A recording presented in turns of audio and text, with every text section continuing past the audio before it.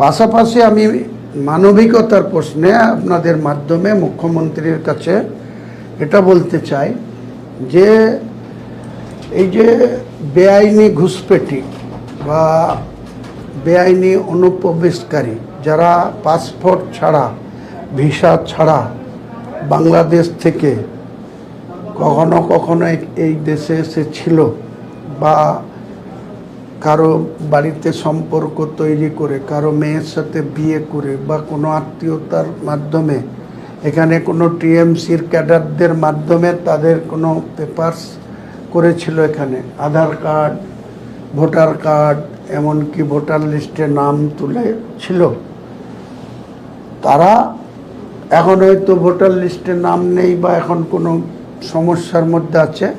এর মধ্যে এর আগে প্রায় অনেক লোককে ওপারে পাঠিয়েছিল, বাংলাদেশের বর্ডার গার্ডের হাতে তুলে দিয়েছিল জলঙ্গি বর্ডার দিয়ে।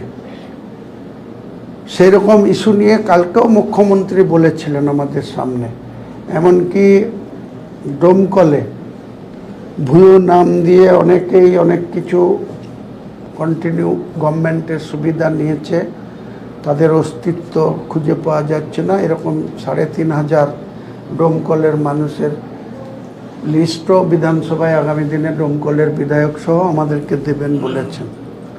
সব দিকই ঠিক আছে, কিন্তু আমরা গত রাত্রে দেখলাম যে রানীনগর থানার অন্তর্গত যে চর, বিস্তীর্ণ এলাকা, সেই চরে মানবিকতাকে কিভাবে লঙ্ঘন করা হচ্ছে।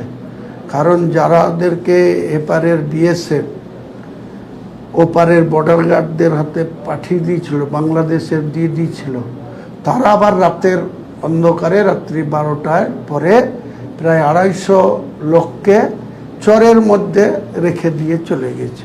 কাজেই বাংলাদেশ বর্ডার গার্ড বলছে এরা আমাদের বাসিন্দা না বা আমাদের দেশের নাগরিক না। আর ভারতবর্ষের বিএসএফ বা বর্ডার এলাকার থানাগুলি তাদেরকে অ্যারেস্ট করে, এটা মুখ্যমন্ত্রী বারবার বলেছিলেন যে আমরাও বলেছিলাম যে কোনো বেআইনি অনুপ্রবেশকারীকে আমরা ভারতবর্ষে রাখতে চাই না। ভারতবর্ষের সরকার বা ডবল ইঞ্জিন সরকার, পশ্চিমবাংলার নতুন সরকার যে পদক্ষেপ করছে আমরা সাধুবাদ জানাই। কিন্তু মধ্যেখানে এই প্রসেস করতে গিয়ে বা তাদের অ্যারেস্ট করে কোথাও ক্যাম্পে রাখা হচ্ছে 3 দিন 4 দিন, তারপরে তাদেরকে আবার পুশব্যাক করা হচ্ছে বা ওপারে পাঠানো হচ্ছে। তো ওপারের লোকরা যদি তাদের নিতে যে অস্বীকার করছে বাংলাদেশ বর্ডার গার্ড, বা রাতের অন্ধকারে যে প্রায় 250 জন ব্যক্তিকে, বাচ্চাও আছে, অনেক বয়স্ক লোক আছে, আমরা খবর পেলাম, আমাদেরকে ওখান থেকে ফোন করছে। তো আমি মাননীয় মুখ্যমন্ত্রীকে আপনাদের উদ্দেশ্যে বলতে চাই যে আপনি একটু মানবিক হন, বা এই সমস্ত লোকগুলো সত্যিই ওপার বাংলার লোক না এপার বাংলার লোক, তারা যে দিশাহীনভাবে তাদের যে মানবিকতার যে লঙ্ঘন হচ্ছে, বা 250 ব্যক্তিকে বিস্তীর্ণ এলাকা, অত বড় চর যেখানে এখন অন্য সময় বর্ষাকালীন সময় বিরাট জল থাকে, এখন সেটা শুখা অবস্থায় আছে, বালি আছে, বালির চর আছে, সেই চরের লোকগুলা যেভাবে কান্নাকাটি করছে, বর্ডার গার্ডের ফোর্সরাও তাদেরকে ঘিরে আছে, ওপারের বিএসএফরা, ওপারের বর্ডার গার্ডরা কীভাবে তাদেরকে এখানে পৌঁছিয়ে দিয়ে গেল। তাহলে কি এখানকার বর্ডার গার্ড বিএসএফ তারা কেন বাধা দিল না, বা তারা ইন্ডিয়ার চরের মধ্যে কিভাবে এসে গেল? এই ব্যাপারটা রাজ্যের মাননীয় মুখ্যমন্ত্রীর কাছে আপনাদের মাধ্যমে মানবিকতার সহিত দেখার জন্য বলছি। কারণ মানুষ কোন জাতের বা কোন রাষ্ট্রের বা কোন জায়গায় জন্মিয়েছে, কোন দেশে জন্মিয়েছে, সেটা নিশ্চয়ই দেখতে হবে। কিন্তু যেভাবে মানবিকতার মানুষগুলা যেভাবে লাঞ্ছিত হচ্ছে, যেভাবে তাদের খোলা আকাশের নিচে রাত্রিবেলায় নামিয়ে দিয়ে যাওয়া হয়েছে, তারা কি অবস্থায় আছে, তারা কি খাবে, তারা কিভাবে ওখানে ফাঁকা আকাশের মধ্যে কিভাবে কতক্ষণ তাদেরকে থাকতে হবে, এটা মুখ্যমন্ত্রী যাতে হস্তক্ষেপ করেন বা একটা অস্থায়ী সমাধানও আপাতত করা উচিত। পরে সঠিক পুঙ্খানুপুঙ্খানুভাবে তদন্ত করে বাংলাদেশের সাথেও যোগাযোগ করুক আমাদের বিদেশ দপ্তর, দিয়ে একটা সমাধান করার জন্য আপনাদের আমি মুখ্যমন্ত্রীর কাছে আবেদন করছি।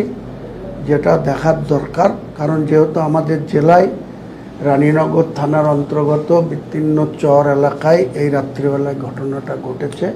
আপনারা খোঁজ নেন, আপনারা ক্যামেরাম্যান পাঠান, লক্ষ্য করবেন যে কতগুলো অসহায় মানুষ সেখানে চরের মধ্যে রাত্রেবেলায় তাদেরকে বাংলাদেশের বর্ডার গার্ডরা ফেরত পাঠিয়েছে। এনারা পাঠিয়েছিল বর্ডার গার্ডের হাতে, তারা আবার বলেছে আমাদের দেশের নাগরিক না।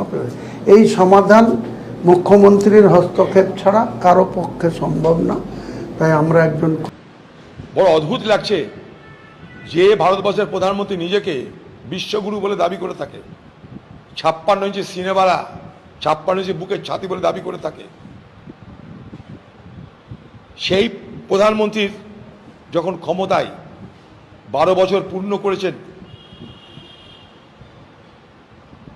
বলে যিনি দাবি করে বেড়াচ্ছেন, গর্ব করছেন, সেই সময় আমেরিকা খোলা তাদের অফিসাররা বলছে মিডিয়াকে যে আমরা 3টে ভারতীয় জাহাজে হামলা করেছি, পরিণামে 3 জন মারা গেছে।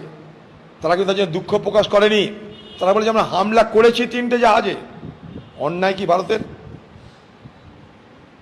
আমাদের দেশের নাবিকদের অন্যায় কি? তারা রুটি রুজির জন্য বিদেশের জাহাজে কাজ করে, কিন্তু মূলত তো ভারতকে সহযোগিতা করে। এই ভারতবর্ষের লক্ষ লক্ষ সি ফেয়ারার, জাহাজ কর্মী আছে, যারা নাবিক, যারা স্টিভেডর, নানা রকম পর্যায়ে আছে, লক্ষ লক্ষ, তাদের রোজগার করা অর্থ আমাদের দেশের অর্থনীতিকে সহযোগিতা করে। তারা বিপদে, তারা মারা যাচ্ছে। ভারতবর্ষের প্রধানমন্ত্রী চুপ করে থেকে গেলেন।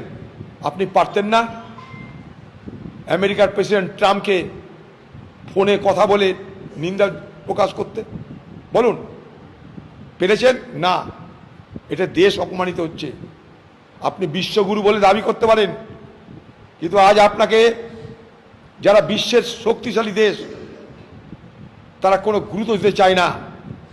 অথচ এই ভারতবর্ষে বাংলাদেশ তখন তৈরি হয়েছিল, ইন্দিরা গান্ধীকে চোখ রাঙিয়েছিল সেই সময় আমেরিকার প্রেসিডেন্ট নিক্সন।